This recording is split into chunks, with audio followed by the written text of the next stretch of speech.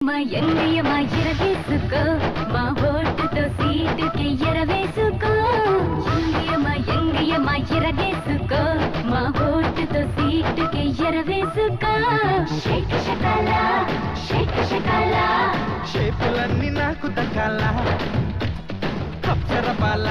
నా సెప్సిన కాల సిగ్గు వీడి చిందు తొక్కాల